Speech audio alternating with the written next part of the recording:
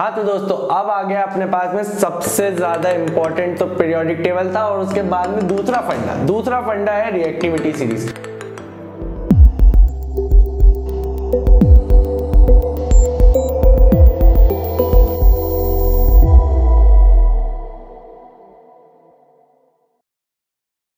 Reactivity series देखो metallurgy वाला chapter है अपन को, ठीक है। कई बार परेशानी होती कौन किससे रिएक्ट करेगा, कौन किसको डिस्प्लेस करेगा, बहुत ही आसान है, ठीक है। ये रही वो रिएक्टिविटी सीरीज। अब ये रिएक्टिविटी सीरीज को आप लोगों में कई लोगों ने अलग अलग तरीके से ध्यान में रखा होगा।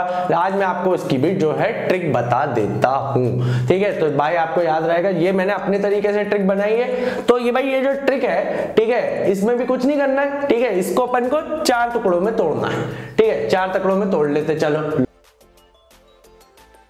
चलो मैंने इसको 1 2 3 4 टुकड़ों में जो है तोड़ दिया। अब फिर से वही सीधी सी बात है, अपन तो हर चीज दोहे से याद रखते हैं भाई। देखो सीधी सी बात, तो भाई दोहे में अपन को इसका दोहा देखो, पहले वाली जो ये सबसे ज्यादा रिएक्टिव, ऊपर से नीचे चलती है रिएक्टिविटी सीरीज, ये सबसे ज्यादा रिएक्टिव और ये सबसे कम रिएक्टिव, ठीक है। बीच में 2 जंक्शन आएंगे, कौन से जंक्शन, कार्बन और हाइड्रोजन। ये मैंने क्यों रखे ये भी मैं तुम्हें बताऊंगा, ठीक है। तो चलो पहला जो अपने पास में ग्रुप है वो क्या है, KNaCl और Mg, ठीक है। अब इसको याद करने का देखो दोहा क्या है मैं तुम्हें बता देता हूं। बाबा जी कोड याद नहीं होता हमको।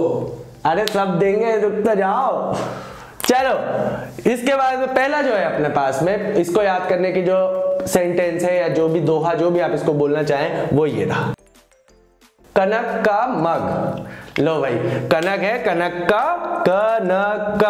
मग, ठीक है। तो भाई इससे तुम याद रख सकते हो, पहला दोहा ये हो गया कनक का मग, ठीक है। इसके बाद में ये हो गया भाई, देखो इन सेंटेंसेस का कोई भी लॉजिक नहीं है, ठीक है। लॉजिक इसलिए नहीं है क्योंकि भाई देखो इसको अपन को याद करना है, याद करने के लिए भाई अब जो भी तरीका हो वो अपन को आना चाहिए। मैं सबसे आसान तरीका आपको बता रहा हूं, वो ये रहा। तो अब दूसरा जो दोहा है वो अपन इस तरीके से याद करेंगे।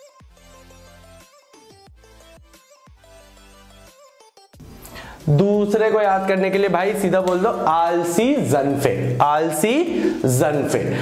जनफे बोलोगे जैसे, तो एल्यूमिनियम, कार्बन, जिंक और Fe इज आयरन। तो आलसी जनफे से आप ये याद कर सकते हो कि भाई ये बीच वाली जो रिएक्टिविटी सीरीज है वो कैसे होगी, ठीक है। चलो आगे बढ़ते हैं, ये वाला पसंद आएगा। लो भाई तीसरा वाला आ गया, तीसरा वाला मजेदार, स्नेहा प्रभा है क्यूट, ठीक है। तो ये तो लगभग सारे लड़कों को याद रह जाएगा शायद, ऐसा लग रहा है। क्यों? तो स्नेहा प्रभा है क्यूट, तो ये हो गई अपनी तीसरी पार्ट, ठीक है। और चौथे पार्ट के लिए सबसे आसान, इसको यहां लिख दे रहा हूं, आज और पार्टी,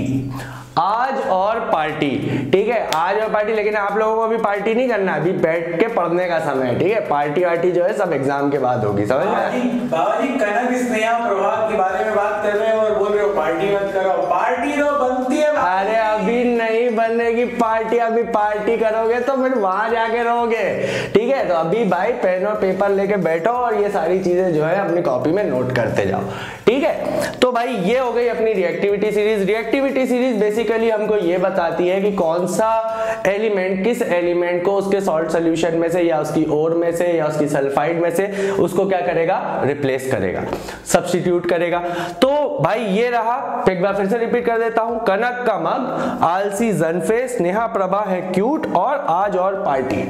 यहां पे मैंने कार्बन और हाइड्रोजन भी रखा था। कार्बन और हाइड्रोजन बेसिकली उस सेगमेंट को डिवाइड करते हैं जो कि उनकी रिएक्टिविटी को बताए। तो देखो जैसे KNaCl और Mg और Al, तो यहां तक के जितने भी मेटल हैं ये सारे के सारे जो हैं सिर्फ इलेक्ट्रोलिटिक रिडक्शन से ही क्या होंगे, रिड्यूस होंगे।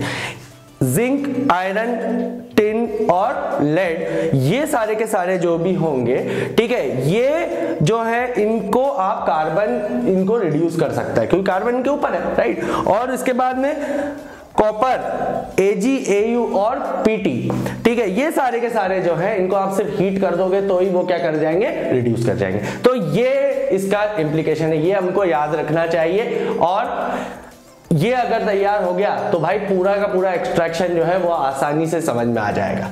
चल तो अंटिल नेक्स्ट टाइम, जय हो।